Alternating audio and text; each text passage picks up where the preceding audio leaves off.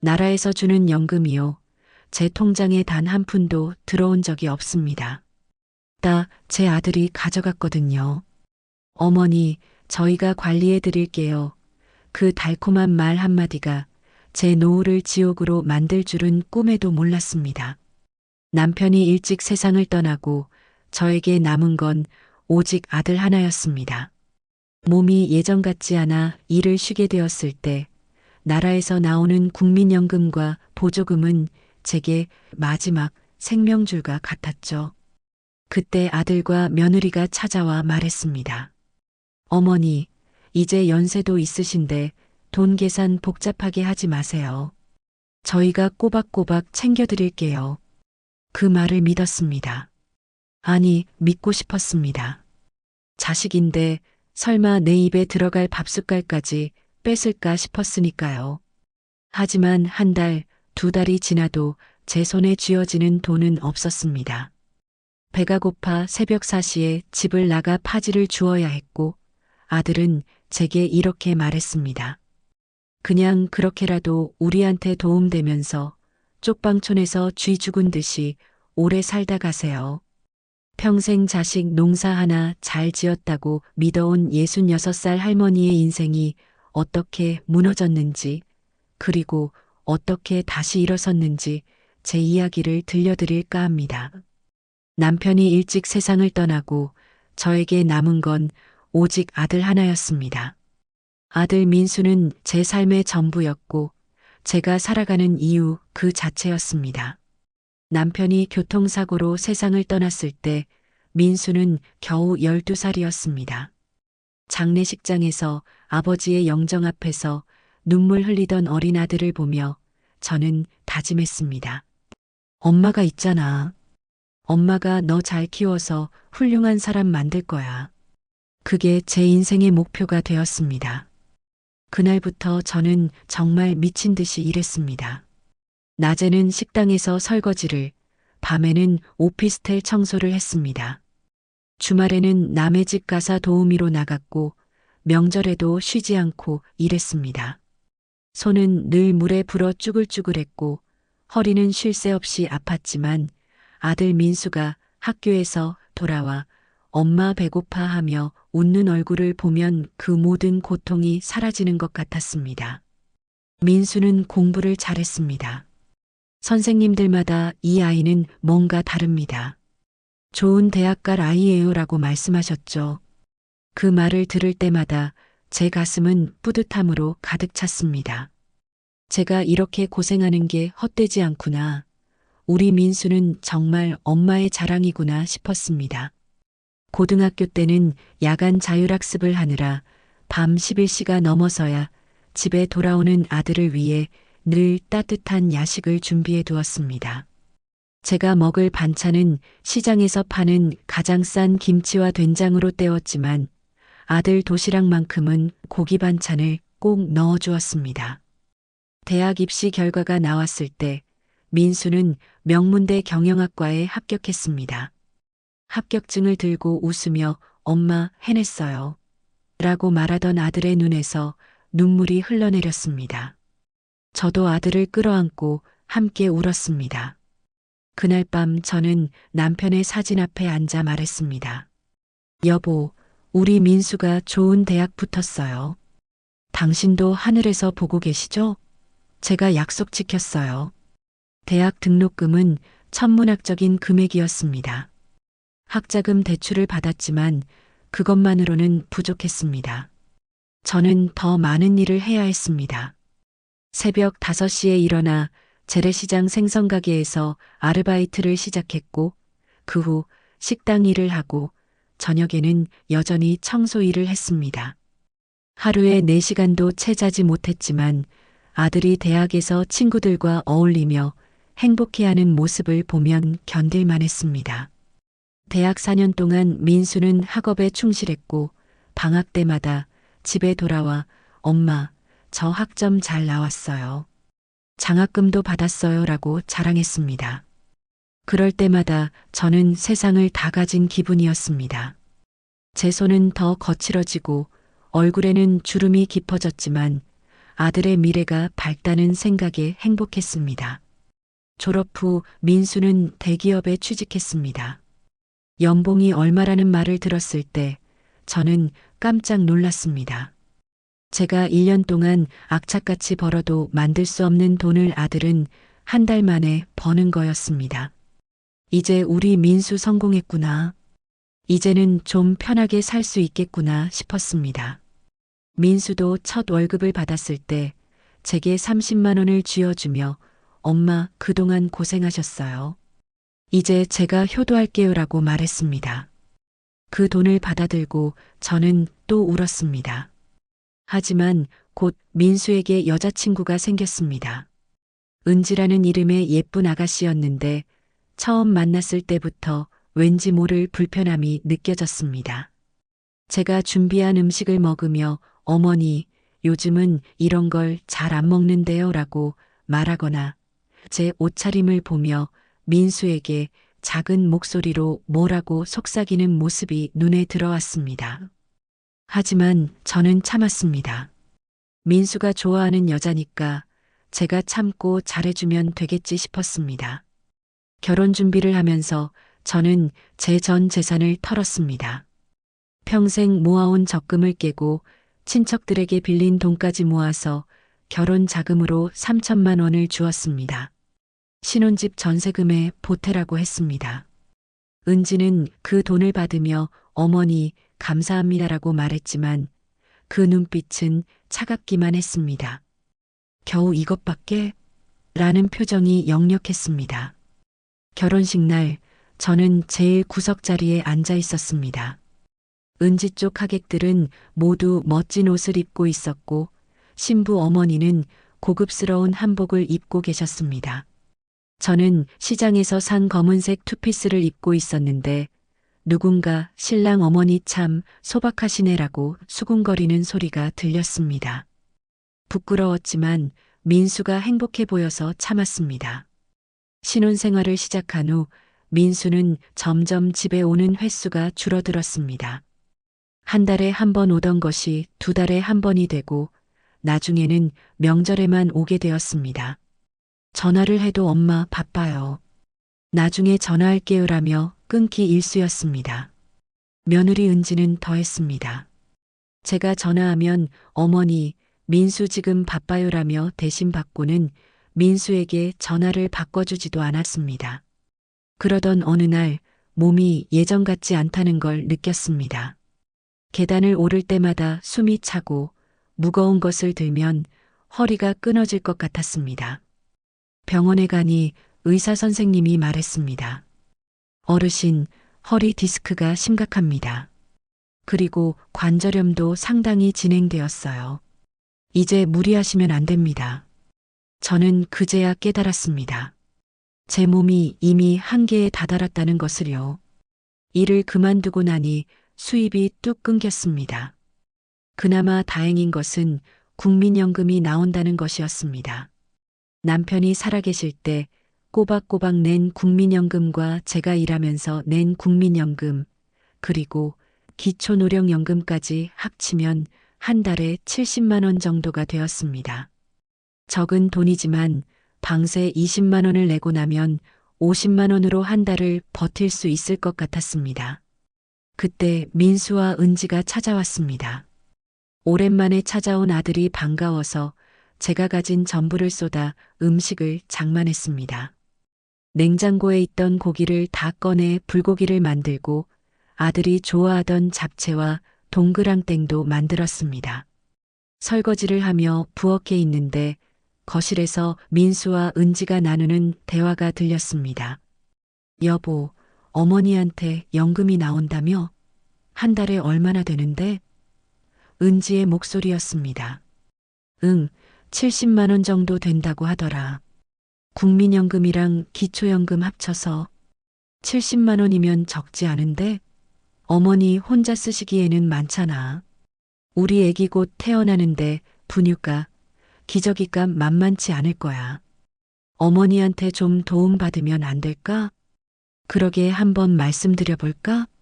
제 손에서 설거지하던 그릇이 떨어질 뻔했습니다. 가슴이 철렁 내려앉았습니다. 아들 내외가 제 연금을 노리고 있다는 생각이 들었지만 곧 그 생각을 떨쳐냈습니다. 설마 내 아들이 그럴 리가 없어. 내가 잘못 들은 거겠지. 식사를 마치고 민수가 조심스럽게 말을 꺼냈습니다. 엄마 말씀 좀 드려도 될까요? 저는 뭔가 불길한 예감이 들었지만 미소를 지으며 그래, 뭔데? 라고 대답했습니다. 엄마, 저희 곧 아기 태어나잖아요. 솔직히 저희도 살기 빠듯해요. 집값도 올라서 전세금 더 올려야 하고 아기 낳으면 은지가 육아휴직 들어가면 수입도 줄고요. 그래서 말인데 엄마 혼자 계시는데 연금이 70만 원이나 되잖아요. 그거 엄마 혼자 쓰시기에는 많지 않나요? 제 입이 바짝 말랐습니다. 그게 민수야.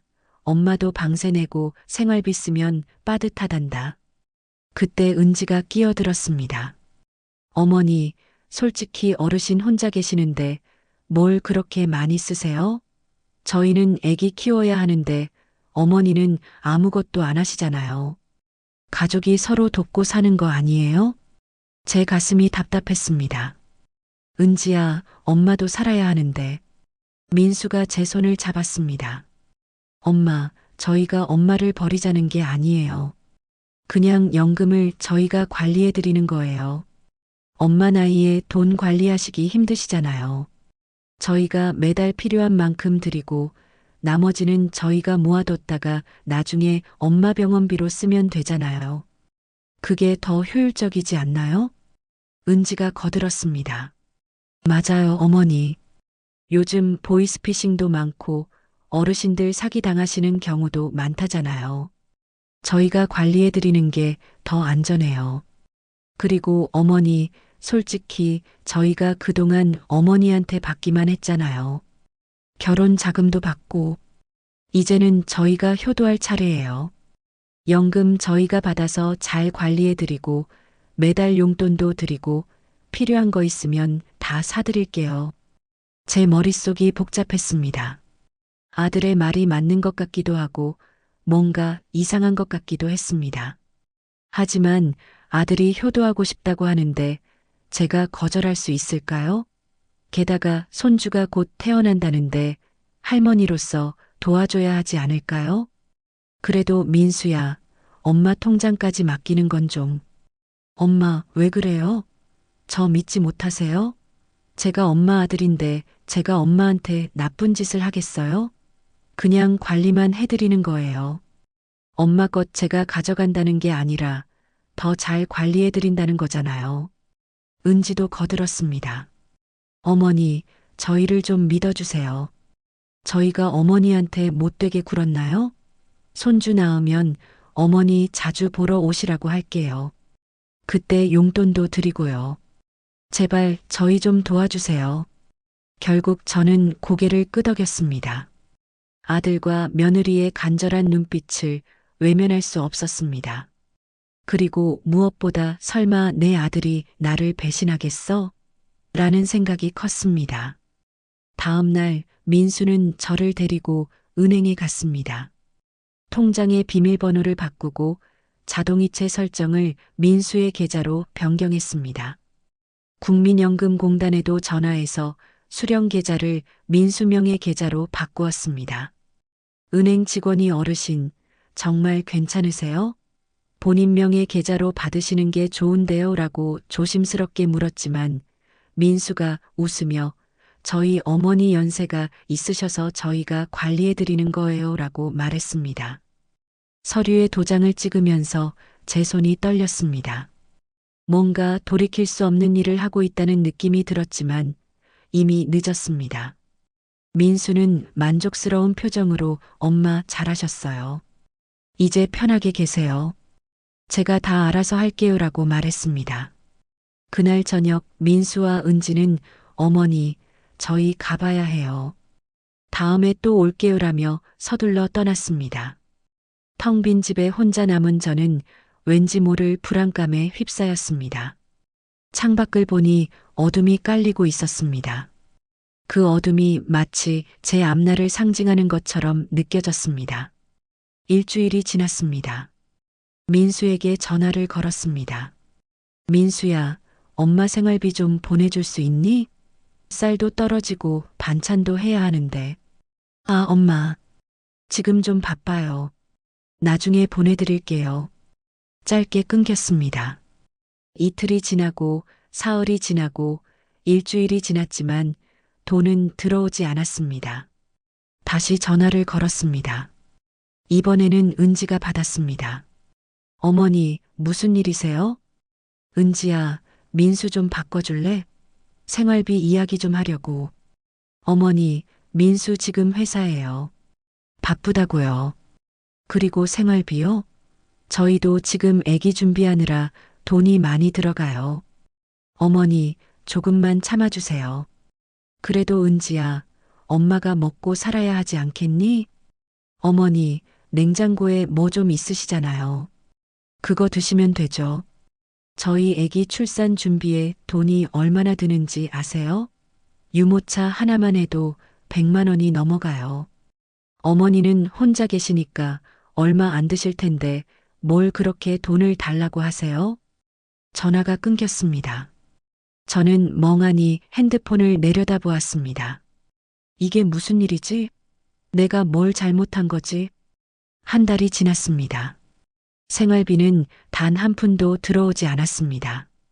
냉장고는 텅 비었고 쌀독에는 바닥이 보였습니다. 저는 아껴뒀던 비상금 10만 원으로 쌀과 라면, 김치를 샀습니다. 그것으로 버텨야 했습니다. 민수에게 다시 전화했지만 받지 않았습니다. 은지에게 전화했지만 역시 받지 않았습니다. 문자를 보냈습니다. 민수야, 엄마 좀 도와다오. 먹을 게 없구나. 답장은 없었습니다. 2달째 접어들었습니다. 비상금마저 바닥났습니다. 쌀은 이미 떨어진 지 오래고 라면도 마지막 한 봉지가 남았습니다. 저는 그 라면을 아껴 먹으며 버텼습니다. 하루에 한 끼 라면 반 개씩 끓여 먹었습니다. 배가 고팠습니다. 너무 배가 고파서 잠을 이룰 수 없었습니다. 밤이면 배에서 꼬르륵 소리가 났고 어지러움이 밀려왔습니다. 수돗물을 마시며 배를 채웠습니다. 조금만 참자. 민수가 곧 연락 올 거야. 손주도 곧 태어날 텐데 연락 안 할 리 없어. 하지만 연락은 오지 않았습니다. 제 연금 70만 원은 매달 민수의 통장으로 들어가고 있었고 저는 그 돈을 단 한 푼도 받지 못했습니다. 제가 평생 일하며 낸 돈이었고 남편이 살아생전 쌓아놓은 돈이었는데 그 돈이 제 배를 채워주지 못한다는 사실이 기가 막혔습니다. 어느 날 새벽 배가 너무 고파서 잠에서 깼습니다. 시계를 보니 새벽 4시였습니다. 저는 결심했습니다. 폐지를 주어서라도 밥을 먹어야겠다. 자존심 같은 건 이미 바닥에 떨어진 지 오래였습니다. 생존이 먼저였습니다. 낡은 옷을 껴입고 집을 나섰습니다. 새벽 공기는 차가웠고 거리는 고요했습니다. 손에 비닐봉지를 들고 골목골목을 돌아다니며 버려진 박스와 폐지를 주웠습니다. 처음에는 부끄러워서 고개를 들 수 없었습니다. 내가 이러고 있구나. 평생 열심히 일해온 내가 이제 쓰레기를 줍고 있구나. 하지만 생각할 겨를이 없었습니다. 박스를 발견하면 재빨리 집어들고 페트병이 보이면 주워 담았습니다. 손가락 끝이 차가워 감각이 없어졌고 허리는 끊어질 듯 아팠지만 멈출 수 없었습니다. 해가 뜨기 전에 집으로 돌아왔습니다. 주워온 폐지와 박스를 고물상에 팔았습니다. 4천 원을 받았습니다. 그 돈으로 편의점에서 삼각김밥 1개와 바나나 우유 1개를 샀습니다. 오랜만에 먹는 제대로 된 음식이었습니다. 삼각김밥을 한 입 베어 물자 눈물이 났습니다. 내가 낳은 아들은 따뜻한 집에서 배불리 먹고 있을 텐데 그 어미는 새벽에 쓰레기를 주워 삼각김밥 하나를 사 먹고 있구나. 그 생각을 하니 분노보다는 슬픔이 밀려왔습니다. 그날 이후로 폐지 줍기는 제 일상이 되었습니다. 매일 새벽 4시면 눈이 떠졌습니다. 아니, 정확히 말하면 배가 고파서 잠을 설치다가 새벽이 되면 일어났습니다. 낡은 패딩 점퍼를 입고 구멍난 장갑을 끼고 손수레를 끌고 집을 나섰습니다. 그 손수레는 옆집 할머니가 쓰다가 버린 것을 주워온 거였는데 바퀴 하나가 삐걱거리며 소리를 냈습니다. 새벽 거리는 고요했습니다. 가끔 술 취한 사람들이 비틀거리며 지나가거나 대리운전 기사들이 바쁘게 움직이는 모습이 보였습니다. 저는 고개를 푹 숙이고 걸었습니다. 누가 알아볼까봐, 누가 손가락질할까봐 두려웠습니다. 66살 할머니가 새벽에 쓰레기를 뒤지고 있는 모습이 얼마나 초라해 보일까요? 처음 며칠은 어디에 폐지가 많은지 몰라서 헤맸습니다. 이 골목 저 골목을 다니며 쓰레기 봉투를 뒤졌습니다. 손에서는 쓰레기 냄새가 났고 옷에도 그 냄새가 배었습니다. 하지만 익숙해졌습니다. 인간은 참 적응의 동물이더군요. 생존을 위해서라면 무엇이든 할 수 있었습니다. 일주일쯤 지나니 요령이 생겼습니다. 어느 건물 뒤에 박스가 많이 나오는지, 어느 골목에 페트병이 많은지 알게 되었습니다. 특히 편의점 뒤편에는 박스가 많이 쌓여 있었고 아파트 재활용 수거함 근처에는 신문지와 잡지가 많았습니다. 하지만 다른 폐지 줍는 분들과의 경쟁도 치열했습니다. 같은 시간에 같은 구역을 도는 할머니들이 계셨는데 서로 눈치를 보며 더 좋은 폐지를 차지하려고 했습니다. 어느 날은 제가 먼저 발견한 박스 더미를 다른 할머니가 채가시는 바람에 말다툼을 하기도 했습니다. 내가 먼저 봤어요. 왜 가져가세요? 뭐가 당신 거예요? 여기 당신 이름 써 있어요? 먼저 손댄 사람이 임자지. 결국 저는 박스를 포기했습니다. 싸울 힘도 없었고 무엇보다 그렇게까지 하고 싶지 않았습니다. 이미 바닥까지 떨어진 제 자존심이었지만 그래도 그 정도의 품위는 지키고 싶었습니다. 손수레에 폐지를 가득 싣고 고물상으로 향했습니다. 고물상 주인은 무뚝뚝한 중년 남자였는데 처음에는 제 폐지를 보며 이게 뭐예요? 젖은 것도 있고 더러운 것도 섞여 있네. 이런 건 값을 제대로 못 쳐줘요라며 깎았습니다. 한 손수레에 가득 채워간 폐지를 팔아도 3,000원, 많아야 5,000원을 받았습니다. 그 돈으로 편의점에 가서 삼각김밥이나 컵라면을 샀습니다. 가끔은 마트에서 할인하는 빵을 사기도 했습니다. 유통기한이 임박한 빵은 반값에 팔았거든요. 그렇게 하루하루를 버텼습니다. 아침에 폐지를 주워 팔고 그 돈으로 그날 먹을 것을 사고 남은 시간에는 방에 누워 배고픔을 참았습니다. 어느 날은 비가 왔습니다. 새벽부터 추적추적 내리는 비를 보며 오늘은 쉬어야겠다고 생각했습니다. 비 오는 날은 폐지가 다 젖어서 팔 수도 없었으니까요. 하지만 배는 고팠습니다. 냉장고를 열어보니 남은 것이 아무것도 없었습니다. 어제 먹다 남은 컵라면 국물만 조금 있을 뿐이었습니다. 저는 그 국물에 물을 타서 데워 마셨습니다. 짭짤한 맛이 입안에 퍼졌습니다. 배를 채우기에는 턱없이 부족했지만 그래도 아무것도 안 먹는 것보다는 나았습니다. 그렇게 하루를 굶었습니다. 밤이 되자 배고픔이 극에 달했습니다. 어지러워서 제대로 서 있을 수조차 없었습니다. 벽을 짚고 화장실에 갔다가 거울에 비친 제 모습을 보고 깜짝 놀랐습니다. 뺨은 푹 꺼져 있었고 눈은 움푹 들어가 있었으며 피부는 거칠고 누렇게 변해 있었습니다. 이게 나인가 싶었습니다. 비는 이틀 동안 계속 내렸습니다. 이틀을 굶으니 몸에 힘이 하나도 없었습니다. 누워만 있었습니다. 천장을 바라보며 생각했습니다. 이렇게 죽는 건가? 내가 낳은 아들 때문에 굶어 죽는 건가? 분노보다는 허망함이 밀려왔습니다. 비가 그친 후 저는 다시 손수레를 끌고 나갔습니다. 젖은 폐지라도 주어야 했습니다. 며칠을 굶으니 눈앞이 아찔했습니다. 걷다가 휘청거려 넘어질 뻔하기도 했습니다. 그래도 멈출 수 없었습니다. 죽지 않으려면 폐지를 주어야 했으니까요.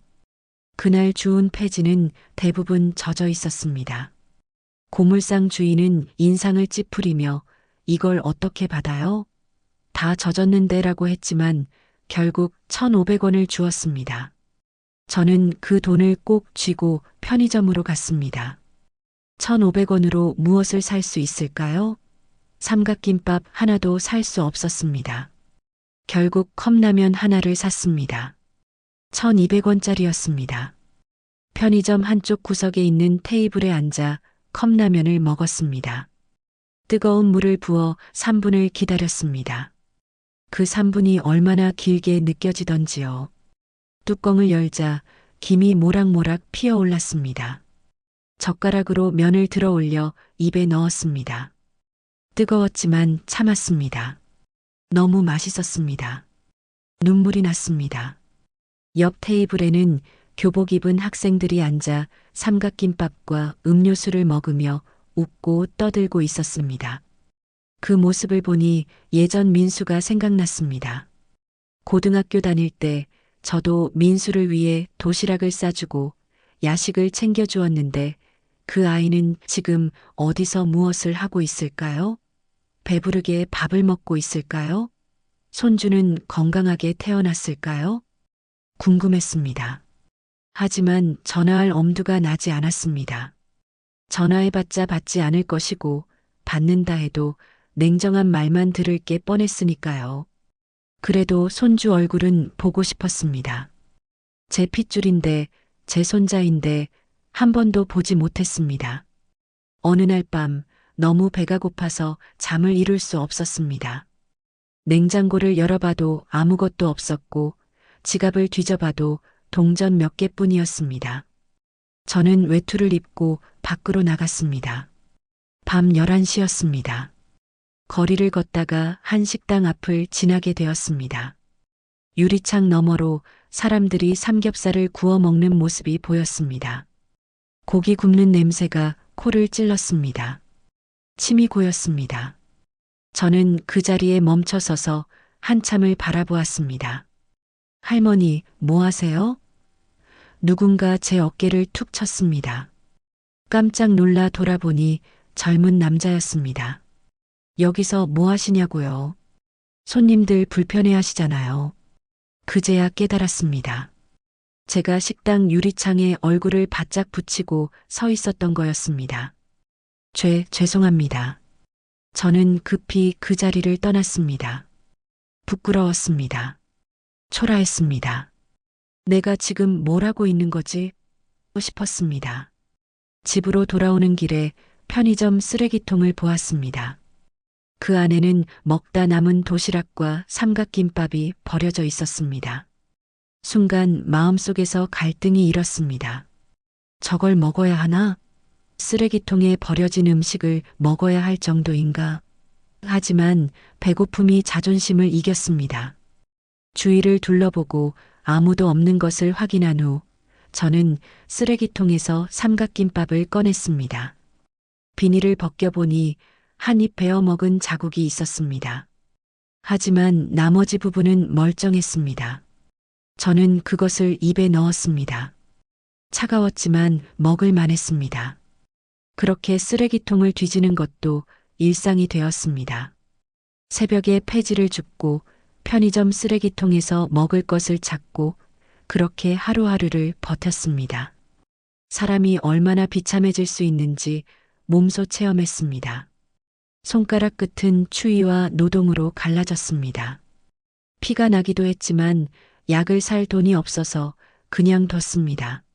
무릎은 만성적으로 아팠습니다. 폐지를 주우려고 계속 쪼그리고 앉았다 일어났다를 반복하다 보니 관절이 상한 것 같았습니다.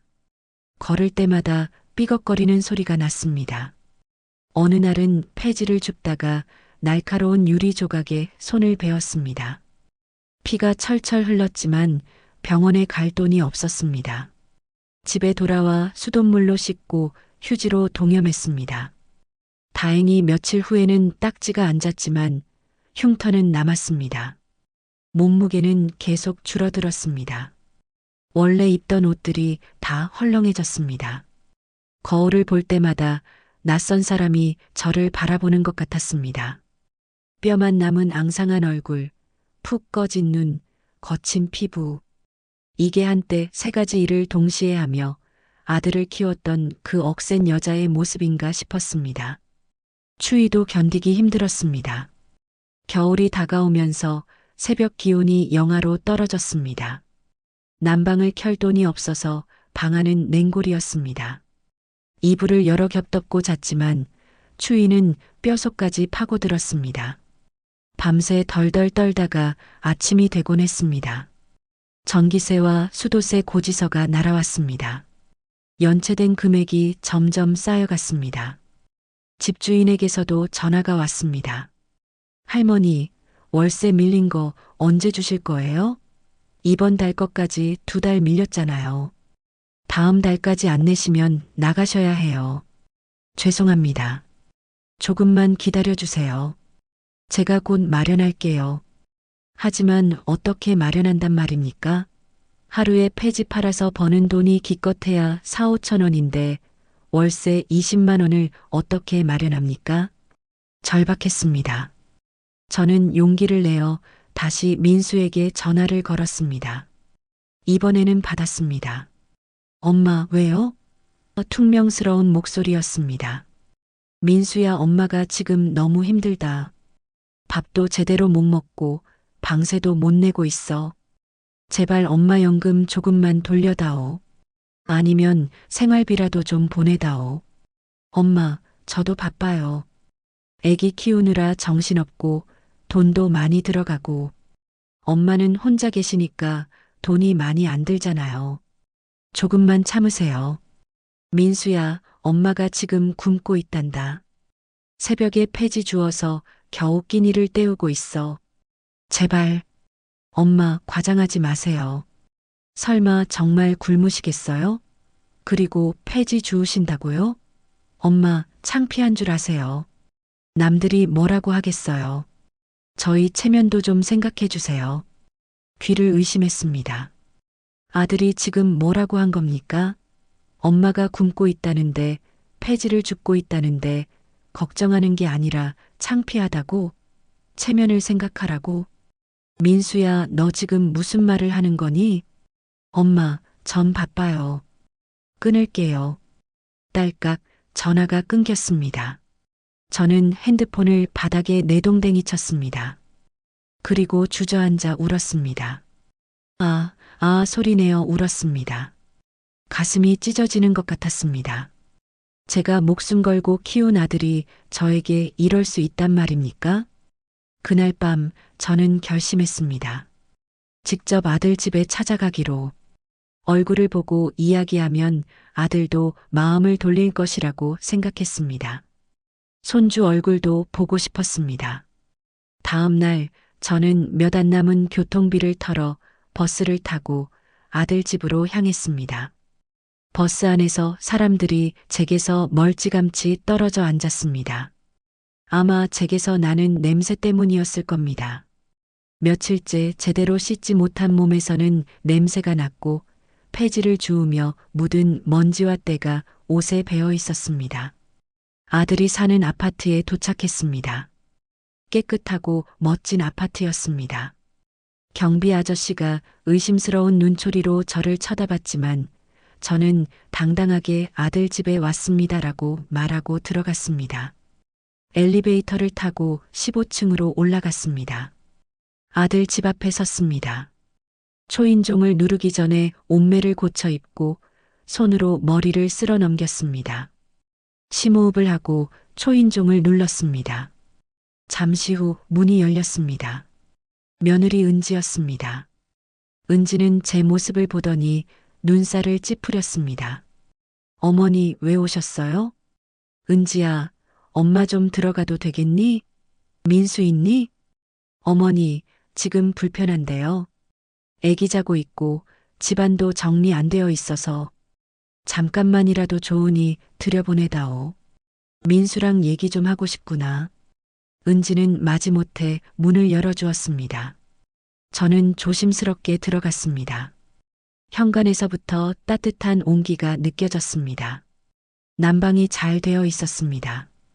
거실로 들어서니 고급스러운 가구들이 눈에 들어왔습니다.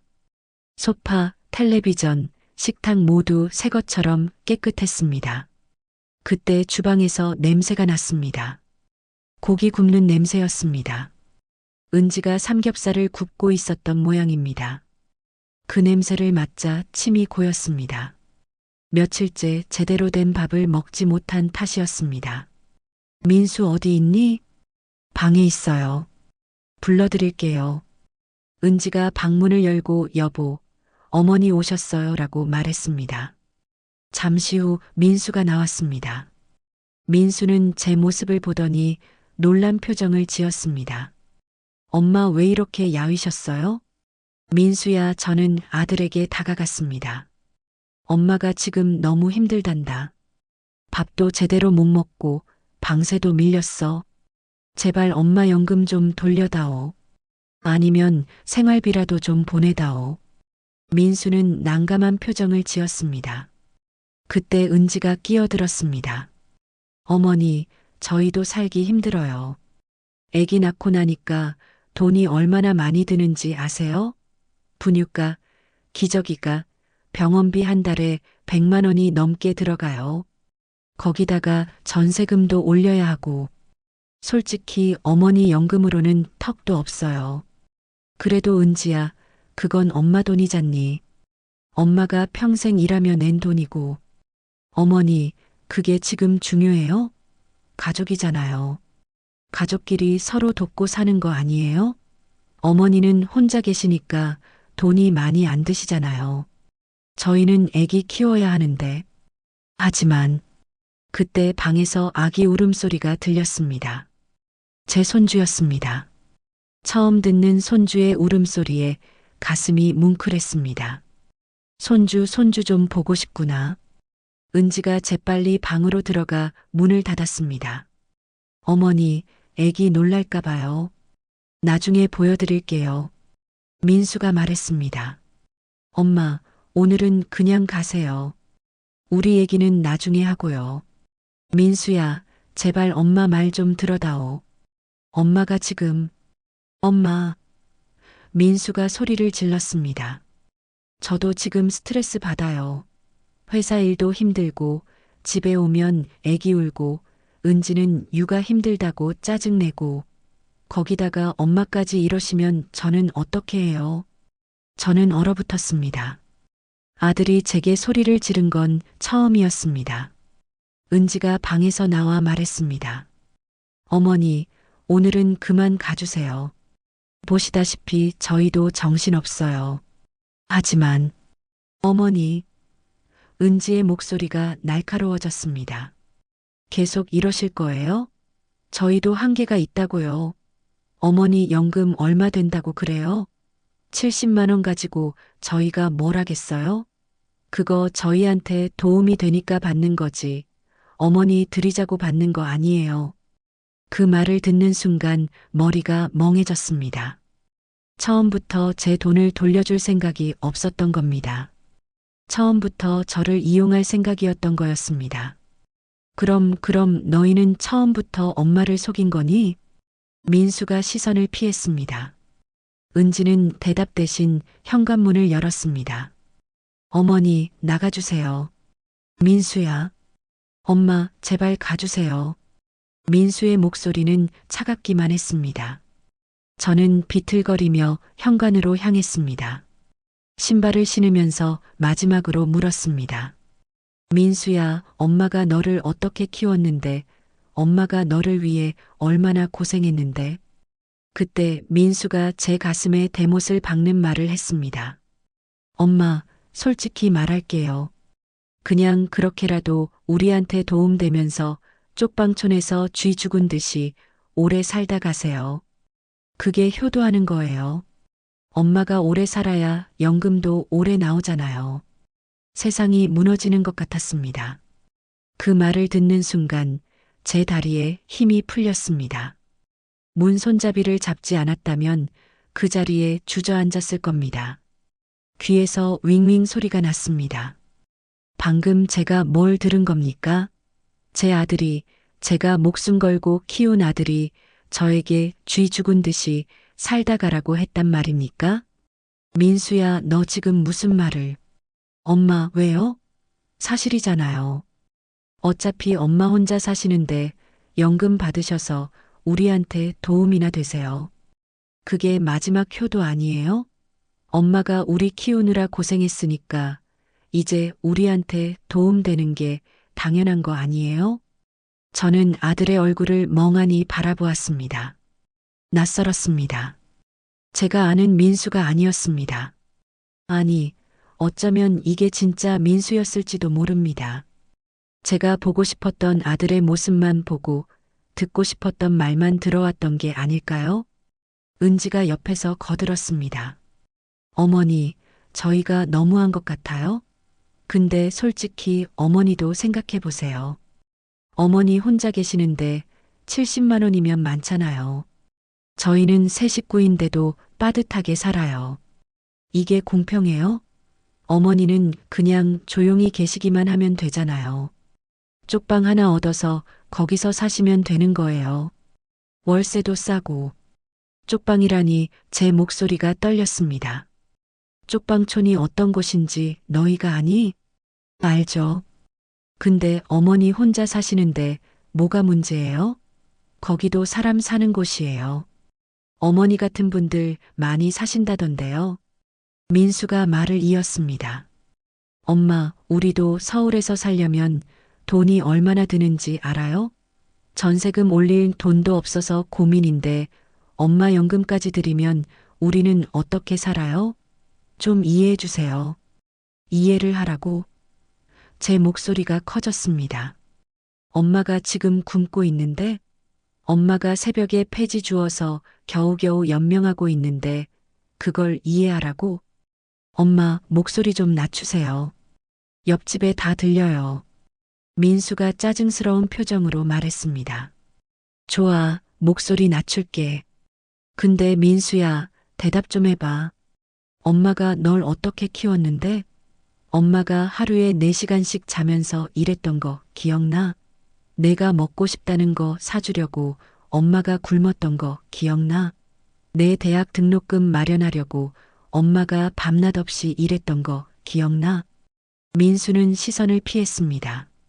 그거야 엄마가 하고 싶어서 한 거잖아요. 제가 해달라고 한 적 없어요. 그 말에 심장이 멈추는 줄 알았습니다. 뭐라고? 엄마가 알아서 한 거잖아요. 저는 그냥 공부하고 학교 다녔을 뿐이에요. 엄마가 고생한 건 엄마 선택이었잖아요. 왜 그걸 저한테 떠넘겨요? 은지가 고개를 끄덕였습니다. 맞아요, 어머니. 부모가 자식 키우는 건 당연한 거예요.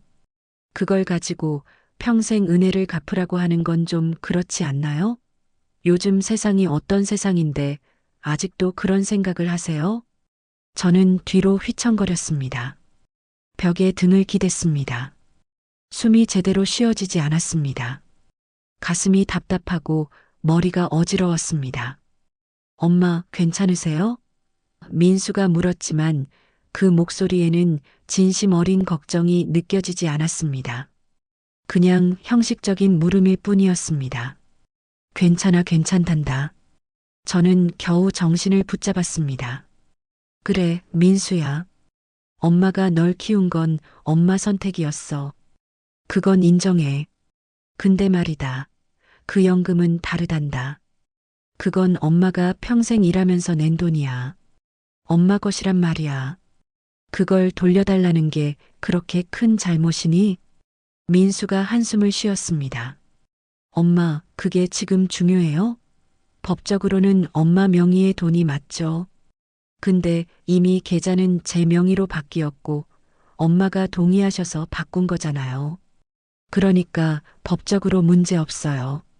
내가 그렇게 말하는구나. 눈물이 났습니다. 법적으로 문제 없으면 되는 거니? 엄마가 지금 굶어 죽게 생겼는데? 은지가 비웃듯 말했습니다. 어머니, 좀 과장하지 마세요. 요즘 세상에 누가 굶어 죽어요? 복지관 가시면 무료 급식도 나오고 주민센터 가시면 도와주잖아요. 어머니가 너무 편하게 살려고 하시는 거 아니에요? 편하게 살려고? 제 목소리가 떨렸습니다. 내가 지금 편하게 살고 있는 것처럼 보여?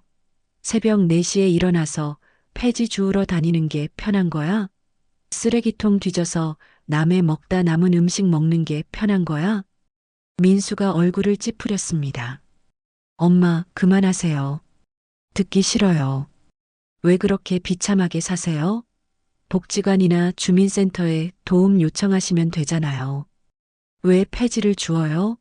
창피하게. 창피해? 저는 믿을 수 없다는 표정으로 아들을 바라보았습니다. 내가 살려고 발버둥 치는 게 창피한 거니? 내가 엄마 연금을 가로채서 엄마를 굶게 만드는 건 창피하지 않고? 엄마, 민수가 소리쳤습니다. 가로챘다는 말 좀 하지 마세요. 엄마가 동의하신 거잖아요. 서류에도 도장 찍으셨고, 그건 너희가 잘 관리해 준다고 해서. 그러니까 엄마가 동의하신 거잖아요. 속았다고 하시려면 증거를 대세요. 저희가 엄마를 협박했어요? 아니잖아요. 엄마가 스스로 도장 찍으신 거예요.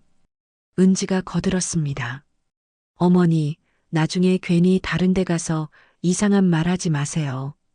저희가 어머니를 학대했다거나 그런 말. 증거도 없으면서 그러시면 오히려 어머니가 곤란해지세요. 무고죄로 고소당할 수도 있어요. 고소? 제 입에서 헛웃음이 나왔습니다. 내가 너희를 고소당해? 내 돈 달라고 하는데? 민수가 차갑게 말했습니다. 엄마, 법적으로는 제 계좌로 들어오는 돈이에요. 엄마가 동의해서 바꾼 거고요. 그러니까 이제 그 돈은 제가 관리하는 거예요. 엄마가 필요하시면 말씀하시면 되고요. 지금까지 몇 달째 말했는데 한 푼도 안 줬잖니. 그건 저희도 사정이 있었어요. 돈이 정말 없었다고요. 돈이 없어? 저는 거실을 둘러보았습니다. 새 소파, 새 텔레비전, 새 식탁 이게 다 돈 없어서 산 거야? 그리고 아까 삼겹살 굽던 냄새는 뭐야? 너희는 고기 먹으면서 엄마는 굶으라는 거야? 은지가 발끈했습니다. 어머니, 저희가 고기 한 번 먹는 것도 잘못이에요? 저희도 돈 벌어서 사는데 고기 정도는 먹을 수 있죠.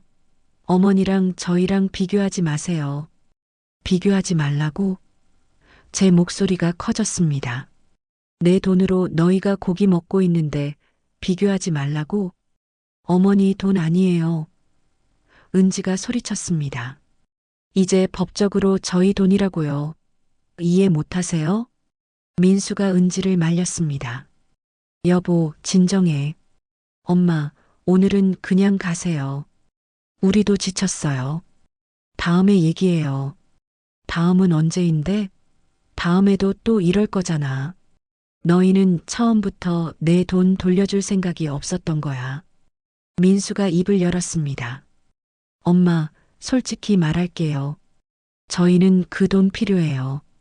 아기 키우는데도 돈 들고, 전세금 올리는데도 돈 들고, 차 할부금도 내야 하고, 엄마 연금 70만 원이면 저희한테는 큰 돈이에요. 근데 엄마는 혼자 계시잖아요. 혼자 사는데 70만 원이면 충분하잖아요. 아니, 오히려 너무 많은 거 아니에요? 민수야. 엄마, 제발 이기적으로 생각하지 마세요. 가족이잖아요. 가족끼리는 서로 돕고 사는 거예요. 엄마가 연금 받아서 혼자 쓰시는 것보다 저희한테 주셔서 손주 키우는데 쓰는 게 더 의미 있지 않아요? 저는 아들을 멍하니 바라보았습니다. 그럼 엄마는 어떻게 살라는 거니? 엄마는 민수가 잠시 머뭇거리다가 말했습니다. 쪽방 하나 구하세요. 서울 외곽에 가면 월 10만 원짜리도 있어요. 거기서 사시면서 복지관에서 밥 드시고 주민센터에서 도움 받으시면 되잖아요. 그러면 한 푼도 안 들어요. 그게 훨씬 효율적이에요. 효율적? 제 입에서 비웃음이 나왔습니다. 엄마 삶이 효율로 계산되는 거니? 은지가 끼어들었습니다. 어머니, 따지고 보면 어머니는 이제 생산적인 활동을 못 하시잖아요. 일도 못 하시고 그냥 연금 받아서 사시는 거죠. 근데 저희는 아기 키우고 일하고 사회에 기여하고 있어요. 그러니까 저희한테 자원이 집중되는 게 맞지 않나요? 그 말을 듣는 순간 무언가가 뚝 끊어지는 느낌이 들었습니다. 제 가슴속 어딘가에서 무언가가 부러지는 소리가 들렸습니다. 아마 그건 모성애였을 겁니다. 평생 지켜온 자식을 위한 어머니의 사랑이 그 순간 산산조각 났습니다. 알았어. 제 목소리는 차분했습니다. 이제 알았어. 엄마. 민수가 의아한 표정을 지었습니다. 너희는 엄마가 필요한 게 아니었구나. 엄마의 돈이 필요했던 거지. 처음부터 끝까지 돈이었어. 엄마라는 사람은 안중에도 없었고. 엄마, 무슨 소리예요? 우리가 언제? 됐어. 저는 손을 들어 아들의 말을 막았습니다. 더 이상 변명 안 해도 돼. 이제 다 알았으니까. 신발을 신으며 마지막으로 물었습니다. 민수야, 정말 마지막으로 묻는다. 엄마 연금 돌려줄 수 있니? 민수는 고개를 저었습니다. 못 드려요. 그래. 저는 고개를 끄덕였습니다. 그럼 이제 어쩔 수 없지. 엄마, 무슨 소리예요? 너희가 먼저 선택한 거야. 엄마를 버리기로. 그럼 엄마도 선택할 거야. 엄마, 협박하시는 거예요? 은지가 비웃었습니다. 뭘 하실 건데요? 경찰에 신고하실 거예요? 해보세요. 증거도 없으면서 오히려 어머니가 무고죄로 잡혀갈걸요? 저는 대답하지 않았습니다. 문을 열고 나왔습니다. 뒤에서 은지가 어머니, 다음부터는 약속 없이 오지 마세요. 불편해요. 라고 소리쳤지만 듣지 않았습니다. 엘리베이터를 타고 내려오는 동안 저는 거울에 비친 제 모습을 보았습니다. 초라하고 비참한 노파가 저를 바라보고 있었습니다. 하지만 그 눈빛만은 달랐습니다. 뭔가 결연한 의지 같은 게 느껴졌습니다. 아파트를 나와 버스 정류장으로 걸어갔습니다. 다리가 후들거렸지만 걸었습니다. 가슴이 찢어질 듯 아팠지만 참았습니다. 버스를 기다리는 동안 하늘을 올려다보았습니다. 잔뜩 흐린 하늘이었습니다. 곧 비가 올 것 같았습니다. 여보 마음속으로 죽은 남편을 불렀습니다. 미안해요. 우리 아들 이렇게 키웠어요. 제가 잘못했어요. 너무 귀하게만 키웠나 봐요. 고생이 뭔지 모르게 키웠나 봐요. 버스가 왔습니다. 제일 뒷자리에 앉았습니다. 창밖을 바라보며 생각했습니다. 이제 어떻게 하지? 이제 정말 어떻게 살아야 하지? 집으로 돌아오는 길에 비가 내리기 시작했습니다. 우산이 없어서 온몸이 젖었습니다. 하지만 신경 쓰이지 않았습니다. 어차피 이미 모든 게 망가진 인생인데 비를 맞는다고 더 나빠질 게 뭐가 있겠습니까? 집에 도착했을 때는 온몸이 흠뻑 젖어 있었습니다. 물이 뚝뚝 떨어지는 옷을 벗어 욕실에 걸어두고 차가운 방에 앉았습니다. 이불을 뒤집어 쓰고 앉아 있는데 몸이 덜덜 떨렸습니다. 추위 때문인지 분노 때문인지 슬픔 때문인지 알 수 없었습니다. 그날 밤 저는 한숨도 자지 못했습니다. 천장을 바라보며 아들이 한 말들을 되새겼습니다. 쥐 죽은 듯이 살다 가세요. 어머니가 오래 살아야 연금도 오래 나오잖아요. 생산적인 활동을 못 하시잖아요. 그 말들이 머릿속에서 맴돌았습니다. 새벽이 되었습니다. 창밖이 밝아오기 시작했습니다. 저는 이불을 걷어차고 일어났습니다. 거울 앞에 섰습니다. 거울 속 여자는 초라하고 비참했습니다. 하지만 저는 그 여자에게 말했습니다. 이대로 무너지면 안 돼. 여기서 포기하면 진짜 끝이야. 아들이 이기는 거야. 그들이 원하는 대로 쥐 죽은 듯 살다가 죽는 거야. 그럴 순 없어.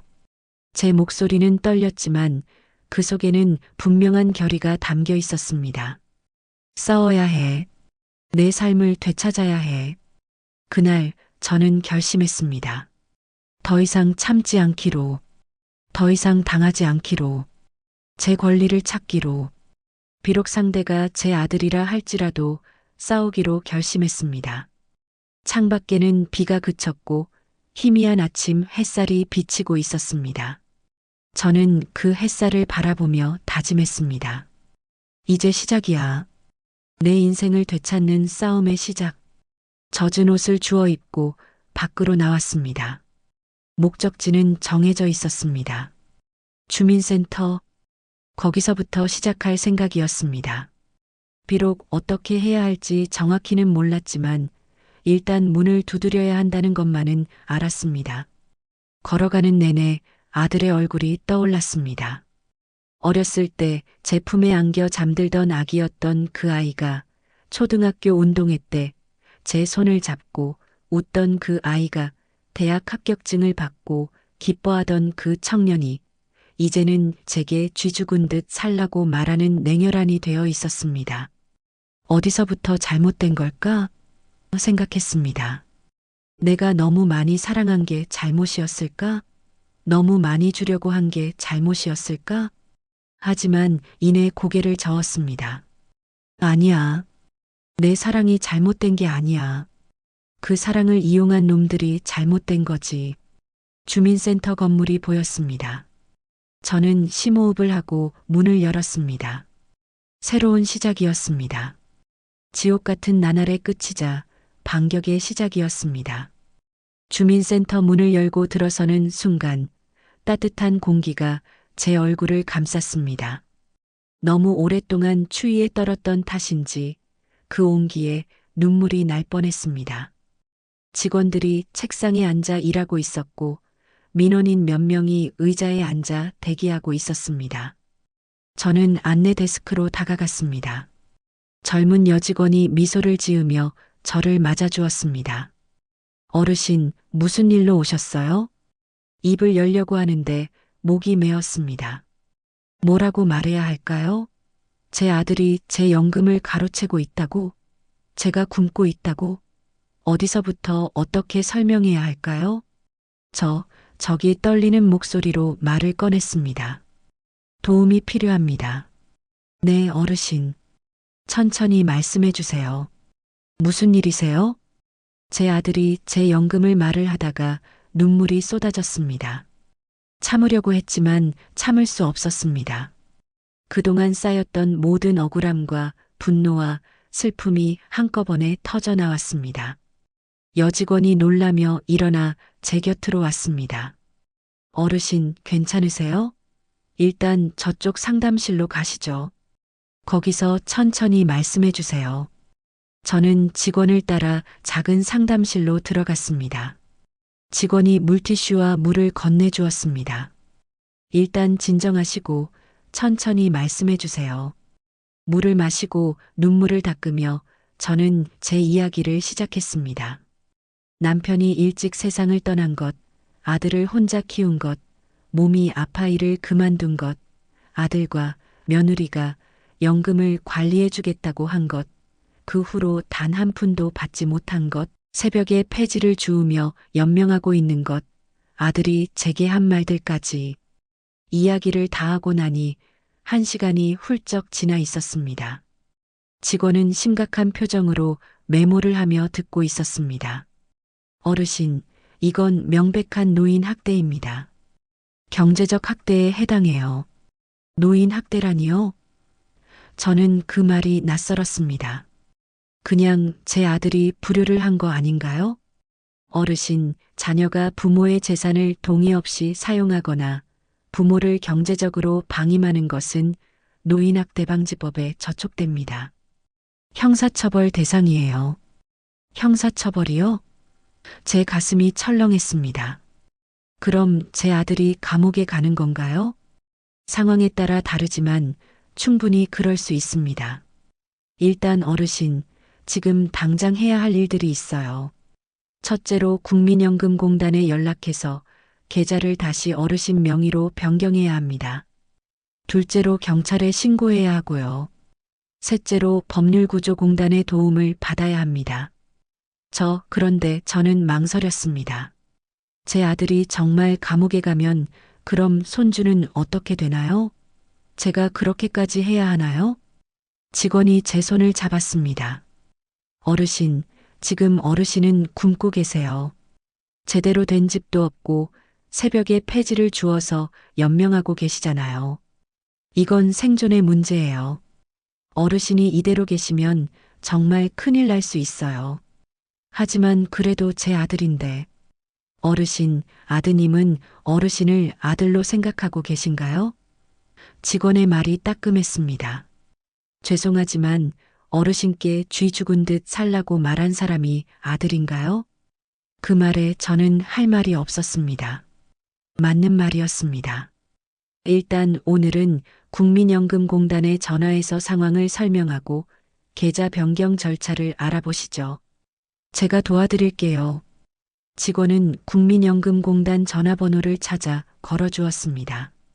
통화 중에도 옆에서 도와주며 제가 할 말을 알려주었습니다. 상담원과 이야기하는 동안 저는 또 눈물을 흘렸습니다. 어르신, 안타깝게도 계좌 변경은 본인이 직접 방문하셔야 합니다. 그리고 현재 수급자인 아드님의 동의가 필요하거나 법적 절차를 거쳐야 해요. 법적 절차요? 네, 경찰에 신고하시고 조사 과정을 거쳐서 강제로 변경하는 방법이 있습니다. 아니면 아드님을 설득해서 자진 반납하도록 하는 방법도 있고요. 설득은 불가능해요. 저는 고개를 저었습니다. 제가 가서 말해봤지만 들어주지 않았어요.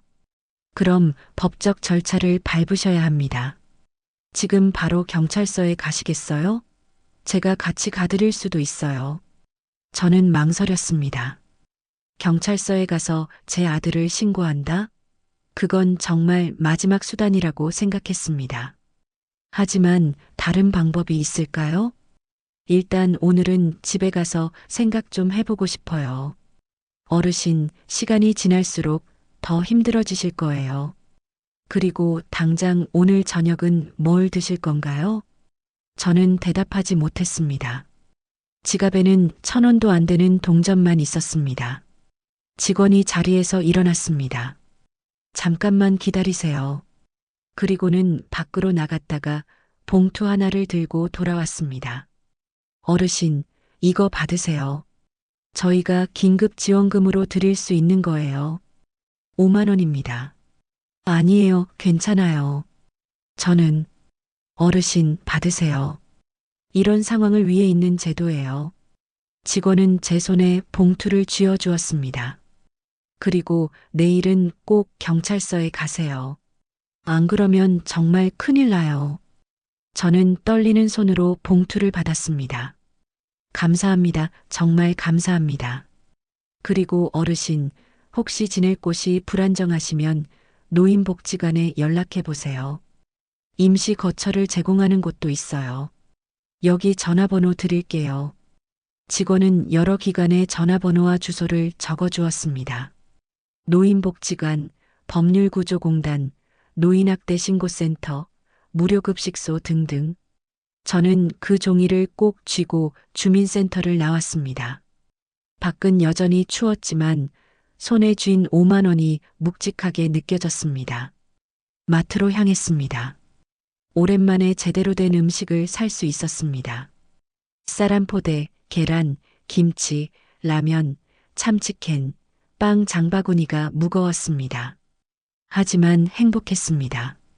집에 돌아와 밥을 지었습니다.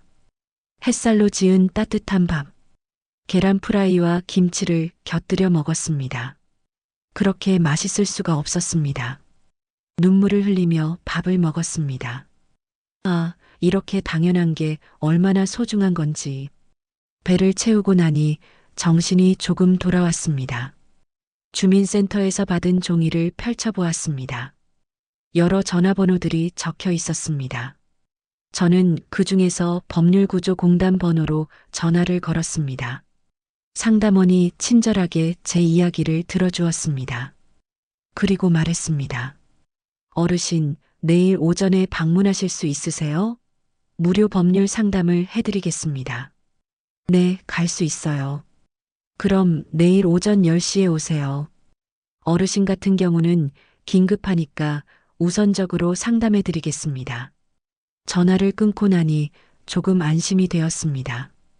혼자가 아니구나. 도와주는 사람들이 있구나. 그런 생각이 들었습니다.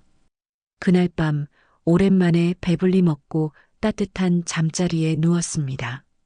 여전히 방은 추웠지만 배가 부르니까 견딜만 했습니다. 잠들기 전에 생각했습니다. 내일부터 시작이야. 내 인생을 되찾는 시작.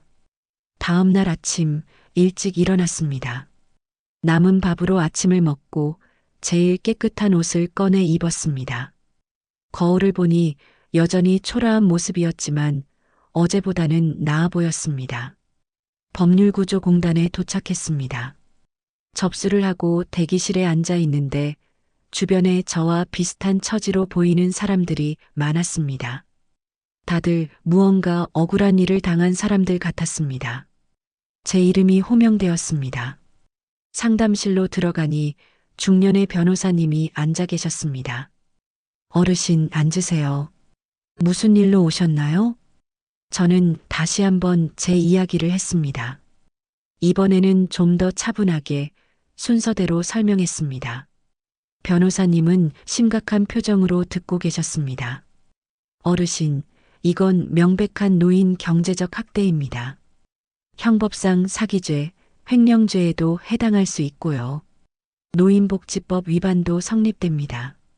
그럼 제 아들이 정말 처벌받나요? 충분히 가능합니다. 하지만 어르신, 중요한 건 처벌이 아니라 어르신의 권리를 되찾는 거예요. 일단 연금부터 다시 어르신 계좌로 돌려놓아야 합니다. 어떻게 하면 되나요? 먼저 경찰에 정식 고소장을 제출하셔야 합니다. 그럼 경찰이 조사를 시작할 거고 그 과정에서 아드님께 연금 반환 명령이 내려질 겁니다. 만약 불응하면 강제 집행도 가능하고요. 고소장이요. 그 말이 무겁게 느껴졌습니다. 제가 제 아들을 고소하는 건가요? 어르신, 선택은 어르신의 몫입니다. 하지만 제가 보기에 다른 방법은 없어 보입니다.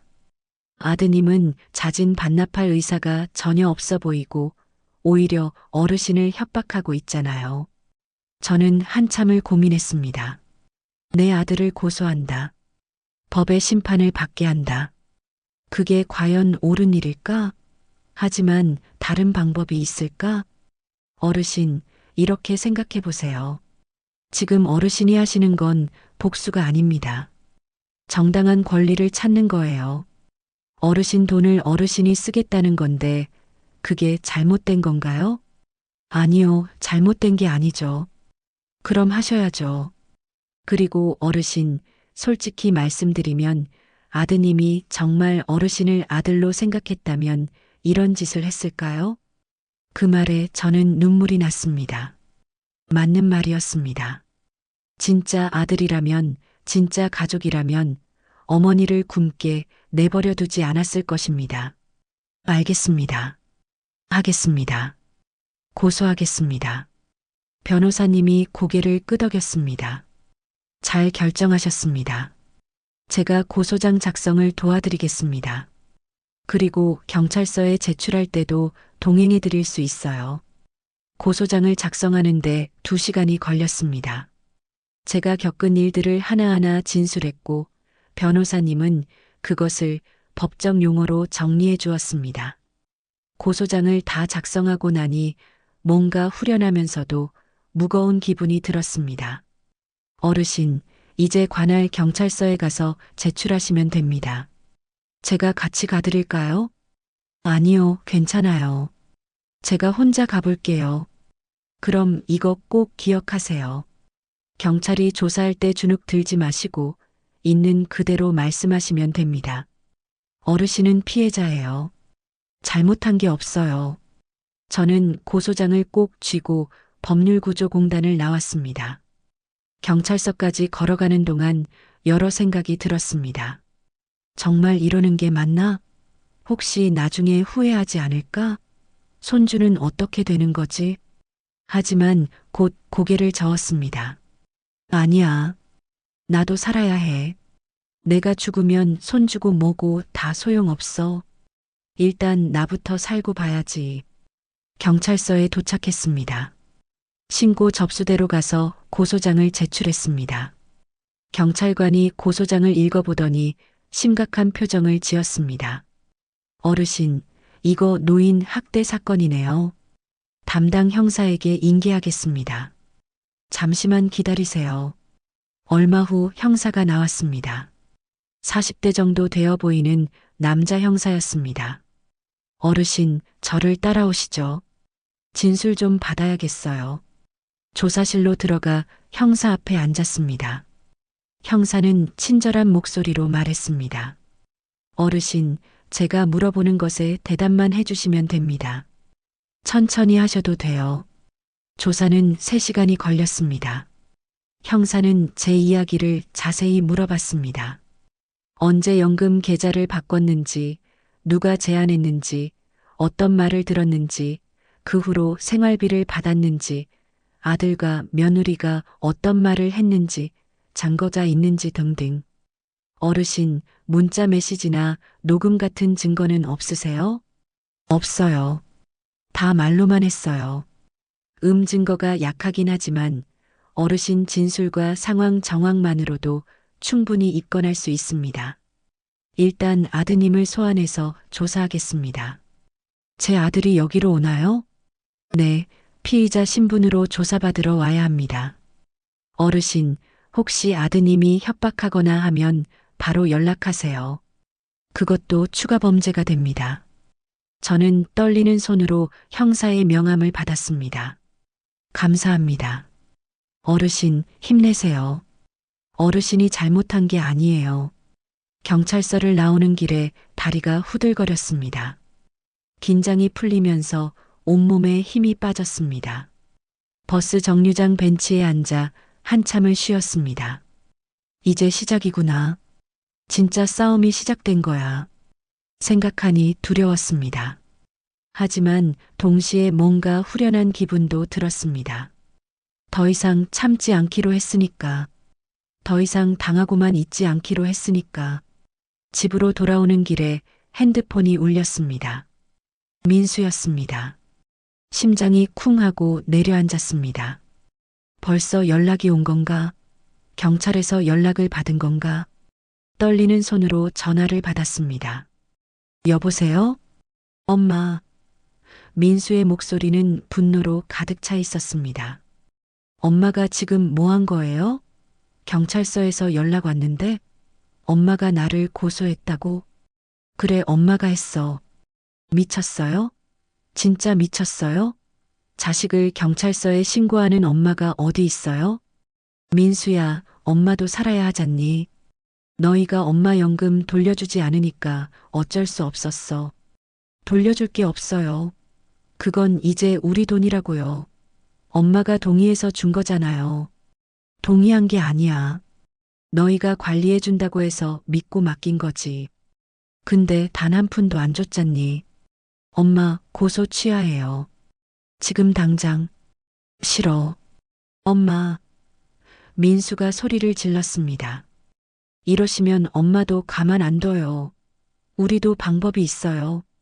무슨 방법? 엄마가 치매 있다고 할 거예요. 정신이 온전하지 않아서 헛소리 한다고. 그럼 엄마 진술은 증거로 인정 안 돼요. 그 말에 저는 웃음이 나왔습니다. 그래, 해봐. 내가 할 수 있는 거 다 해봐. 엄마도 이제 물러서지 않을 거야. 엄마, 정말 이러실 거예요? 그럼 우리 가족 다 끝나는 거예요. 가족? 저는 쓴웃음을 지었습니다. 우리가 가족이었니? 너희가 엄마를 가족으로 대우했니? 민수야, 내가 엄마한테 뭐라고 했는지 기억나? 쥐 죽은 듯이 살다 가라고 했잖아. 그게 가족한테 할 말이니? 전화 너머로 민수가 말문이 막힌 것 같았습니다. 민수야, 이제 끝이야. 엄마는 더 이상 너희한테 당하지 않을 거야. 법이 판단할 거야. 엄마, 후회할 거예요. 후회는 내가 하게 될 거야. 저는 전화를 끊었습니다. 손이 떨렸습니다. 하지만 이상하게도 속은 시원했습니다. 평생 처음으로 아들에게 제대로 된 말을 한 것 같았습니다. 고소장을 제출한 후 며칠은 조마조마하게 기다렸습니다.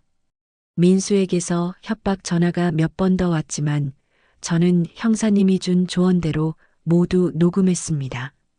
엄마 고소 취하 안 하면 엄마 요양원 집어넣을 거예요. 정신병원에 입원시킬 수도 있어요. 우리 애기 평생 할머니 얼굴 못 보게 할 거예요. 그런 말들을 들을 때마다 가슴이 아팠지만 저는 흔들리지 않았습니다. 일주일 후 형사님에게서 연락이 왔습니다. 어르신, 아드님 조사했습니다. 처음에는 부인하더니 증거를 들이대니까 결국 인정했어요. 어르신 연금을 자기 계좌로 받아서 사용한 것, 어르신께 생활비를 주지 않은 것 모두 자백했습니다. 그럼 이제 어떻게 되나요? 일단 검찰에 송치할 예정입니다. 노인복지법 위반, 횡령 혐의로요. 그리고 어르신, 좋은 소식이 있어요. 아드님이 연금 계좌를 다시 어르신 명의로 돌려놓기로 했습니다. 정말요? 귀를 의심했습니다. 네, 저희가 강하게 압박했습니다. 지금 당장 계좌를 원상복구하지 않으면 구속수사로 전환하겠다고 했더니 결국 동의했어요. 내일 국민연금공단에 가셔서 계좌 변경 신청하시면 됩니다. 아드님도 동의서에 서명했어요. 전화를 끊고 나서 저는 그 자리에 주저앉아 울었습니다. 기쁨의 눈물이었습니다. 드디어 제 것을 되찾는구나. 제 권리를 되찾는구나. 다음 날 아침 일찍 국민연금공단을 찾았습니다. 법률구조공단 변호사님도 함께 가주셨습니다. 창구 직원에게 사정을 설명하고 민수가 서명한 동의서를 제출했습니다. 어르신, 계좌 변경 신청 접수됐습니다. 다음 달부터는 어르신 계좌로 연금이 입금될 거예요. 그동안 아들이 가져간 돈은요? 그것도 돌려받을 수 있나요? 직원이 난처한 표정을 지었습니다. 그 부분은 민사소송을 하셔야 합니다. 형사사건과는 별개로요. 변호사님이 설명해 주었습니다. 어르신, 형사사건은 처벌을 위한 거고 돈을 돌려받으려면 민사소송을 따로 해야 해요. 손해배상 청구 소송이요. 그럼 또 소송을 해야 하나요? 네, 하지만 형사사건에서 유죄가 나오면 민사소송은 훨씬 쉬워집니다. 일단 형사재판 결과를 기다렸다가 진행하시는 게 좋겠어요. 저는 고개를 끄덕였습니다. 당장 연금부터 제 계좌로 들어오는 것만으로도 감사했습니다. 국민연금공단을 나오는 길에 변호사님이 말했습니다. 어르신, 정말 잘 견디셨어요. 많이 힘드셨죠? 네. 하지만 이제 조금 숨통이 트이는 것 같아요. 앞으로도 힘든 일이 있을 거예요. 재판 과정도 있고요. 하지만 어르신은 이미 가장 어려운 고비를 넘으셨어요. 자식을 고소하는 결정을 내리는 게 얼마나 힘든 일인지 저도 알아요. 변호사님, 제가 잘한 건가요? 가끔은 제가 너무 냉정한 건 아닌가 싶어요. 어르신, 생존이 냉정함보다 우선입니다. 어르신이 굶어 죽을 뻔한 상황이었어요. 잘못은 어르신이 아니라 아드님이 한 겁니다. 한 달이 지났습니다. 드디어 연금 입금일이었습니다. 은행 앱을 열어보니 제 통장에 70만 원이 입금되어 있었습니다. 그 숫자를 보는 순간 눈물이 왈칵 쏟아졌습니다. 제 이름으로 된 제 돈, 제가 쓸 수 있는 돈, 몇 달 만에 보는 광경이었습니다. 저는 바로 밀린 월세부터 냈습니다. 집주인에게 전화를 걸어 이제 월세 낼 수 있어요. 통장에 돈이 들어왔어요 라고 말했을 때 집주인도 안심하는 목소리였습니다. 할머니, 다행이네요. 걱정 많이 했어요. 그 다음은 마트였습니다. 장바구니를 들고 마트에 갔습니다. 쌀, 채소, 고기, 과일. 하나하나 담으면서 행복했습니다. 가격표를 보면서 이제 이 정도는 살 수 있어라고 생각하니 눈물이 났습니다. 계산대에서 돈을 내는데 계산원이 어르신, 오늘 기분 좋으신가 봐요. 얼굴이 환하세요라고 말했습니다. 저는 웃으며 대답했습니다. 네, 오늘 아주 좋은 날이에요. 집에 돌아와 짐을 풀고 밥을 지었습니다. 제대로 된 반찬을 만들었습니다. 된장찌개에 제육볶음, 시금치나물. 상을 차려놓고 보니 눈물이 났습니다. 이렇게 당연한 일상이 얼마나 소중한지 이제야 알았습니다. 밥을 먹으면서 남편 사진을 바라봤습니다. 여보, 제가 해냈어요. 우리 아들한테 당하고만 있지 않았어요. 제 권리를 되찾았어요. 당신도 자랑스러워 하시겠죠? 그날 밤 처음으로 마음 편히 잠들었습니다. 배부르고 따뜻한 잠자리. 그게 얼마나 큰 행복인지 깨달았습니다. 한 달 후 검찰에서 연락이 왔습니다. 민수가 기소되었다는 소식이었습니다. 재판이 시작될 거라고 했습니다. 저는 복잡한 심경이었습니다. 제 아들이 법정에 서게 된다는 사실이 여전히 믿기지 않았습니다. 첫 재판날 저는 법원에 갔습니다. 법정 안에 들어서니 민수가 피고석에 앉아 있었습니다. 우리 눈이 마주쳤습니다. 민수는 원망 가득한 눈으로 저를 쳐다봤습니다. 저는 시선을 돌렸습니다. 재판이 시작되었습니다. 검사가 민수의 범죄 사실을 낭독했습니다.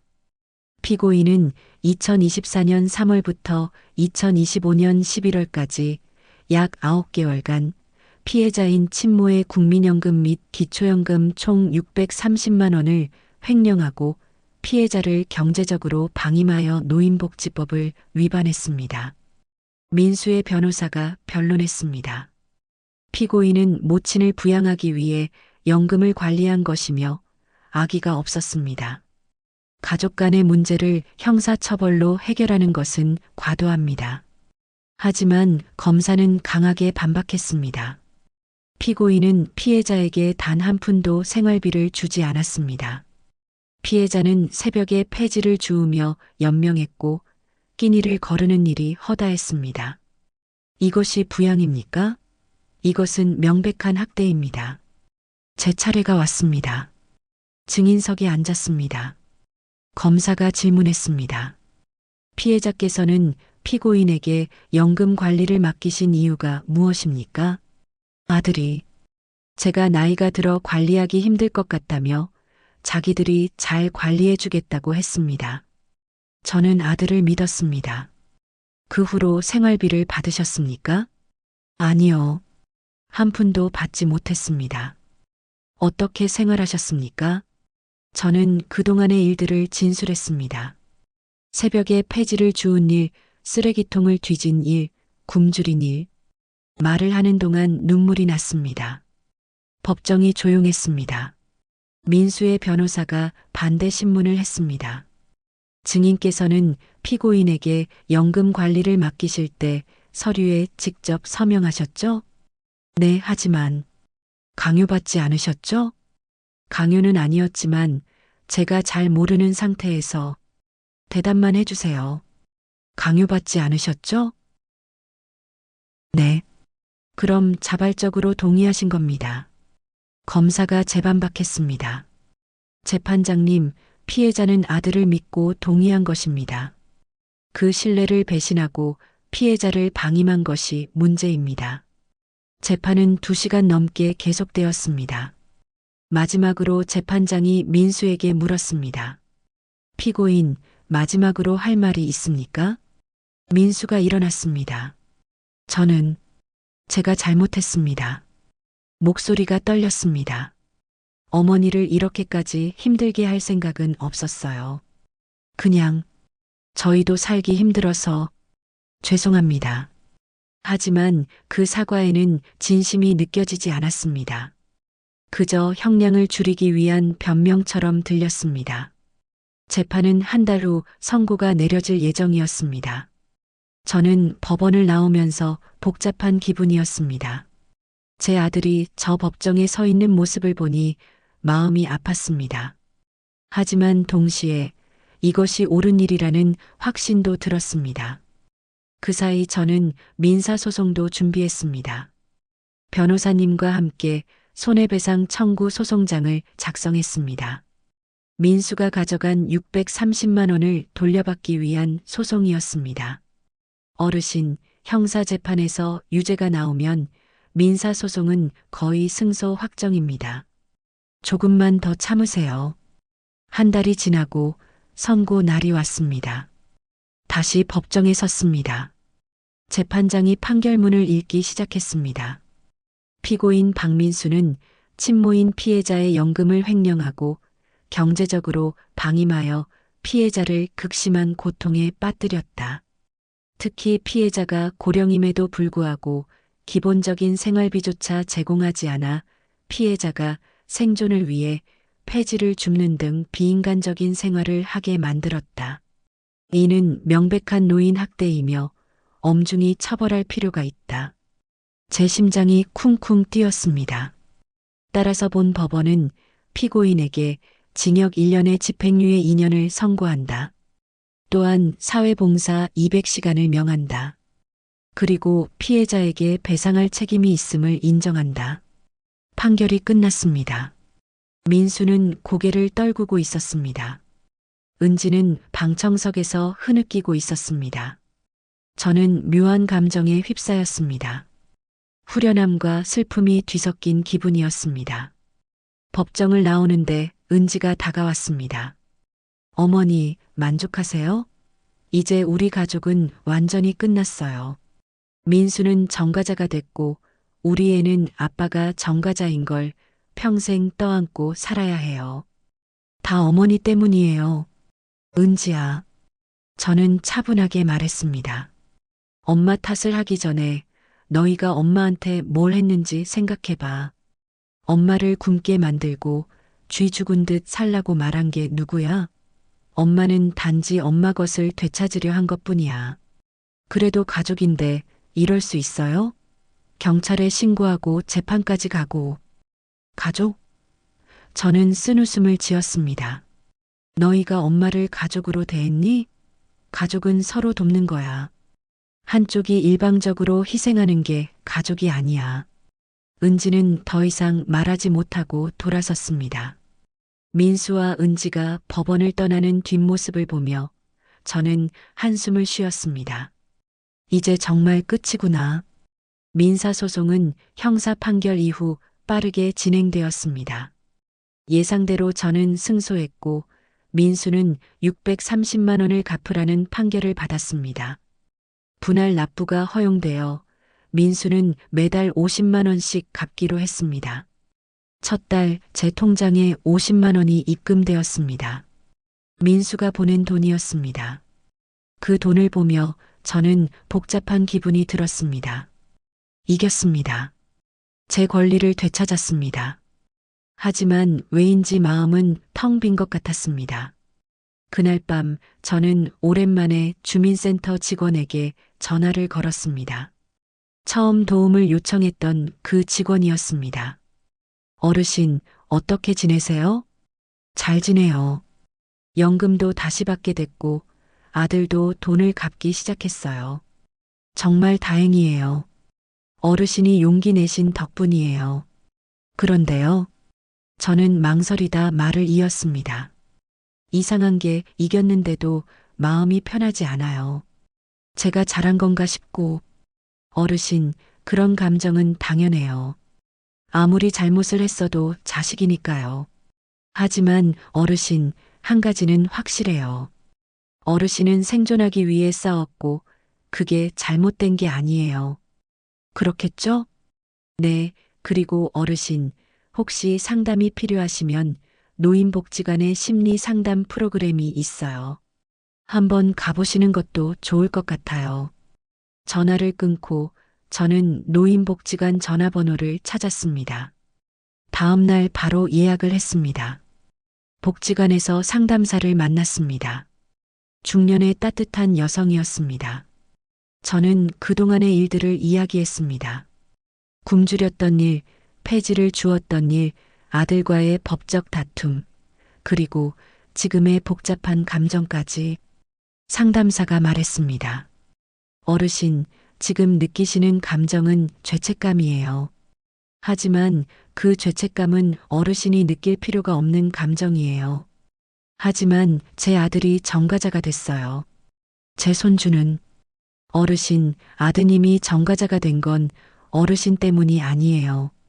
아드님이 잘못된 선택을 했기 때문이에요. 어르신은 단지 살기 위해 정당한 권리를 주장했을 뿐이에요. 하지만 어르신, 만약 어르신이 참고 계속 그렇게 살았다면 어떻게 됐을까요? 건강이 더 나빠지고 어쩌면 생명도 위험했을 거예요. 그게 더 나은 선택이었을까요? 저는 고개를 저었습니다. 아니요. 그건 아니죠. 맞아요. 어르신은 살기 위해 싸웠어요. 그게 자연스러운 거예요. 그리고 어르신, 이제는 어르신 자신을 위해 사셔야 해요. 더 이상 자식 때문에 희생하지 마세요. 상담을 마치고 나오면서 저는 조금 마음이 가벼워진 것을 느꼈습니다. 여전히 완전히 편한 건 아니었지만 적어도 제가 잘못하지 않았다는 확신은 들었습니다. 복지관에서는 여러 프로그램을 소개해 주었습니다. 노인 일자리 사업, 건강관리 프로그램, 취미 활동 등. 저는 그 중에서 노인 일자리 사업에 신청했습니다. 공원 관리 일이었는데 주 3회 4시간씩 일하고 월 50만 원 정도를 받을 수 있었습니다. 일을 시작했습니다. 새벽에 폐지를 주울 때와는 달리 이번에는 당당했습니다. 정당한 노동이었고 정당한 대가를 받는 일이었습니다. 함께 일하는 다른 어르신들도 계셨는데 다들 비슷한 사연을 가지고 계셨습니다. 저도 아들한테 돈을 다 뜯겼어요. 근데 참고 살았죠. 그러니까 계속 뜯기더라고요. 전 며느리한테 당했어요. 그 여자가 제 적금을 다 해약해서 가져갔어요. 그분들의 이야기를 들으며 저는 제가 용기를 낸 게 잘한 일이었다는 걸 다시 한번 확신했습니다. 참는다고 해결되는 게 아니었습니다. 오히려 참을수록 더 당하게 되어 있었습니다. 몇 달이 지났습니다. 이제 제 생활은 안정되었습니다. 연금 70만 원, 일자리 사업 50만 원, 민수가 갚는 50만 원까지 합치면 월 170만 원 정도의 수입이 생겼습니다. 방세를 내고 생활비를 쓰고 조금씩 저축도 할 수 있었습니다. 더 이상 굶지 않았습니다. 더 이상 추위에 떨지 않았습니다. 더 이상 쓰레기통을 뒤지지 않았습니다. 당연한 일상이었지만 저에게는 기적 같았습니다. 어느 날 복지관에서 만난 한 할머니가 물었습니다. 그래도 아드님 보고 싶지 않으세요? 솔직히 말하면 가끔 보고 싶었습니다. 그리고 손주도 보고 싶었습니다. 한 번도 제대로 안아보지 못한 손주. 하지만 저는 고개를 저었습니다. 보고 싶죠? 하지만 지금은 안 돼요. 제가 먼저 다가가면 또 당할 것 같아요. 만약 아들이 진심으로 뉘우치고 사과한다면 그때는 만날 수도 있겠죠. 하지만 지금은 아니에요. 그 할머니가 말했습니다. 현명하시네요. 저는 자꾸 참고 또 용서해줬다가 결국 이 꼴이 됐어요. 저는 웃으며 대답했습니다. 저도 배웠어요. 참는다고 해결되는 게 아니라는 걸. 밤에 집에 돌아와 거울을 봤습니다. 몇 달 전과는 다른 얼굴이었습니다. 여전히 주름은 깊었지만 눈빛이 달랐습니다. 생기가 돌았고 무엇보다 당당해 보였습니다. 여보, 남편 사진에 말을 걸었습니다. 제가 해냈어요. 우리 아들은 잃었지만 제 삶은 되찾았어요. 이제 저는 누구의 엄마가 아니라 저 자신으로 살 거예요. 그게 맞는 것 같아요. 그날 밤 저는 평화롭게 잠들었습니다. 내일은 또 공원 관리 일을 하러 가야 했고 복지관에서 요가 수업도 들을 예정이었습니다. 제 삶이었습니다. 제가 선택하고 제가 누리는 삶이었습니다. 빼앗겼던 노후를 되찾았습니다. 그리고 깨달았습니다. 진짜 효도는 부모를 이용하는 게 아니라 부모가 인간답게 살 수 있도록 하는 거라는 것을, 진짜 사랑은 희생을 강요하는 게 아니라 서로를 존중하는 거라는 것을, 이제 저는 그걸 알았습니다. 자식이 제 인생을 망친 줄 알았습니다. 하지만 아니었습니다. 자식이니까, 가족이니까라는 이유로 무조건 참고만 있었던 제 침묵이 제 인생을 망치고 있었습니다. 참는다고 해결되지 않습니다. 오히려 참을수록 더 당하게 되어 있습니다. 저는 그걸 뼈저리게 배웠습니다. 용기를 내어 싸웠고 제 권리를 되찾았습니다. 이제 저는 따뜻한 밥 한 끼, 편안한 잠자리, 그런 당연한 일상을 누리며 살고 있습니다. 지금 이 영상을 보시는 분들 중에서도 자식 때문에 혹은 주변 사람 때문에 소갈이하며 눈물 흘리는 분 계신가요? 당신은 혼자가 아닙니다. 절대 참지 마세요. 참는 게 미덕이 아닙니다. 당신도 존엄한 인간이고 당신의 삶도 소중합니다. 댓글로 당신의 이야기를 들려주세요. 어떤 고통을 겪고 계신가요? 어떤 도움이 필요하신가요? 제가 그리고 우리 시청자분들이 함께 읽고 위로하며 길을 찾겠습니다. 더 이상 자식 농사 가족이라는 이름에 갇혀 살지 마세요. 이제는 누구의 어머니, 누구의 아버지가 아닌 당신 자신의 이름으로 당당하게 사시길 바랍니다.